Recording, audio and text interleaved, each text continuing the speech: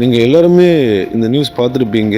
ஈரானின் உச்சபட்ச தலைவர் மற்றும் ஈரானின் அதிபரான அயத்துல்லா அலி கமேனி அவர்கள் உயிரிழந்து விட்டதாக செய்திகள் உலகளவில் பரவிட்டு வருது. குறிப்பாக அமெரிக்க அதிபர் ட்ரம்ப் அவர்கள் இதனை உறுதிப்படுத்தியிருக்கிறாரு. தன்னுடைய ட்ரூத் சமூக வலைதள பக்கத்தில் அவர் உயிரிழந்து விட்டார், கமேனி உயிரிழந்து விட்டார் என்று அவர் வெளிப்படையாக போஸ்ட் பண்ணியிருக்கிறாரு. ஸோ அவரின் உடல் நெத்தன்யாகு மற்றும் ட்ரம்புக்கு காட்டப்பட்டதாகவும் ஒரு செய்தி வெளிவந்துட்டு இருக்கு.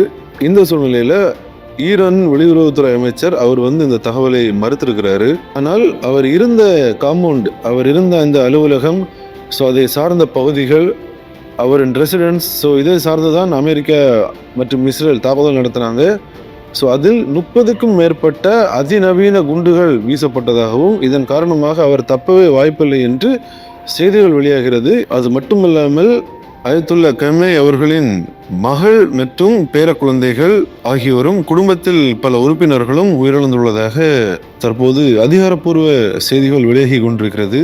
ஸோ இந்த சூழ்நிலையில தற்போது அயத்துல்லா கமேனி அவர்கள் உயிரிழந்து விட்டதாக ஈரானின் அதிகாரப்பூர்வ ஊடகங்களே தற்போது தெரிவித்துள்ளார்கள். அது மட்டுமல்லாமல் இதனைத் தொடர்ந்து 40 நாட்கள் தேசிய துக்க காலமாக கடைபிடிக்கப்படும் என்றும் இதன் காரணமாக 7 நாட்கள் தேசிய அளவில் அரசு பொது விடுமுறை என்று அறிவிக்கப்பட்டுள்ளது. ஈரானின் அதிபரான அலி கமேனி அவர்கள் இறந்துவிட்டார் என்பது தற்போது அதிகாரப்பூர்வமாக உறுதி செய்யப்பட்டுள்ளது. இந்த தகவல் தான் தற்போது உலகளவில் பெரும் அதிர்வலைகள் ஏற்படுத்தி இருக்கு. குறிப்பாக அதிபர் ட்ரம்ப் அவர்கள் என்ன சொல்லியிருக்காரு அப்படின்னா, இந்த உலக வரலாற்றில் மிக கொடிய ஒரு நபரான அயத்துல்லா கமேனி அவர்கள் தற்போது உயிரிழந்து விட்டார் அப்படின்னு ஃபர்ஸ்ட் லைன்லேயே ஒரு பிரேக்கிங் நியூஸ் மாதிரி அவர் சொல்லிட்டாரு.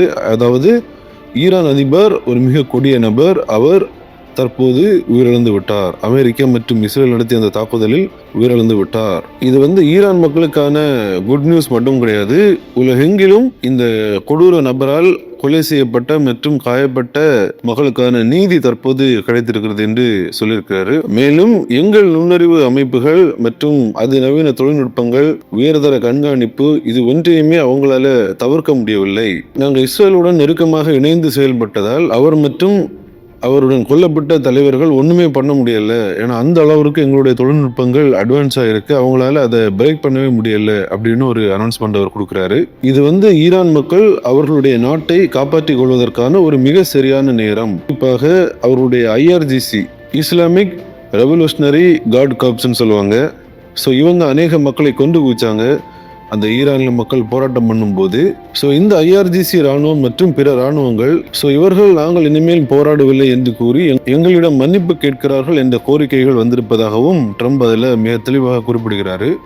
நான் நேற்று இரவு கூறியது போல மன்னிப்பு அல்லது மரணம், இதுதான் முடிவாக இருக்கும் என்றும் அவர் தெரிவிக்கிறார். IRGC மற்றும் மற்ற காவல்துறையினர் இனி அங்குள்ள தேசபக்தர்கள் நல்ல மனிதர்களோடு இணைந்து அந்த நாட்டை மிகப்பெரிய ஒரு லெவலில் கொண்டு வருவதற்கு அவங்க போராடுவாங்க என்று நாங்கள் நம்புகிறோம். இதனை அவர்கள் உடனடியாக செய்ய வேண்டும். ஒரு நாட்டில் அமைதி நிலவ IRGC மற்றும் மற்ற காவல் படையினர் அவங்க இணைந்து செயல்படணும் அப்படின்னும் அவர் சொல்றாரு. கடைசியாக அவர் என்ன சொல்லி முடிக்கிறார் அப்படின்னா, மத்திய கிழக்கு மற்றும் உலகளவில் அமைதியை நிலைநிறுத்தும் வரை, அதாவது எங்களின் இலக்கை நாங்கள் அடையும் வரை கடுமையான குண்டு வீச்சுகள் இந்த வாரம் அல்லது தேவையான அளவிற்கு அது இடைவிடாது நடைபெறும், அதாவது குண்டு வீச்சுகள் தாக்குதல்கள் இடைவிடாது நடைபெறும் என்று கூறி அவர் முடிக்கிறார். ட்ரம்ப் அவர்கள் அபிஷியலா ஈரான் அதிபர் அலி கமேனி அவர்கள் உயிரிழந்து விட்டார், இனி அடுத்த கட்ட ஸ்டெப்பில் ஈரான் மக்களும் ஈரானின் இராணுவம் அங்குள்ள காவல் படை நீங்கள் நகருங்கள் என்று அவர் சொல்லியிருக்கிறாரு. ஆனால் ஈரானின் வெளியுறவுத்துறை அமைச்சரான அப்பாஸ் அராக்சி அவர் என்ன சொல்லியிருக்கிறார் அப்படின்னா, ஈரான் அதிபரான கமேனி அவர்கள் உயிரிழக்கவில்லை, அவர் இன்னுமே சேஃபாக தான் இருக்கிறார், அவரோடு கூட அநேக தலைவர்கள் தற்போது சேஃபாக தான் இருக்கிறாங்க, எங்களுக்கு யாருமே பாதுகாப்பு தர வேண்டிய அவசியம் இல்லை, நாங்கள் சேஃபாக இருக்கிறோம் என்று அவர் ஒரு அறிவிப்பை வெளியிட்டிருக்கிறார்.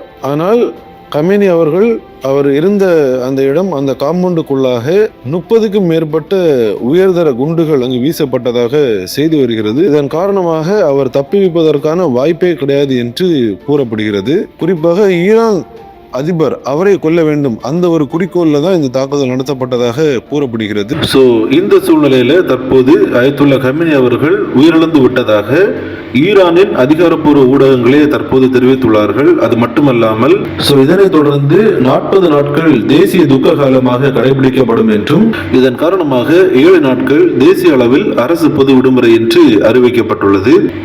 ஈரானின் அதிபரான அலி கமேனி அவர்கள் இறந்துவிட்டார் என்பது தற்போது அதிகாரப்பூர்வமாக உறுதி செய்யப்பட்டுள்ளது.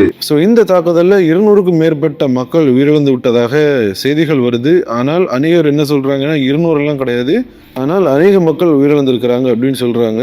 இந்த நேரத்தில் அமெரிக்கா ஈரான் மீது நடத்திய தாக்குதலை பார்த்து ஈரான் மக்களே சந்தோஷப்படும் அநேக காணொளிகளையும் நம்மளால பார்க்க முடிகிறது.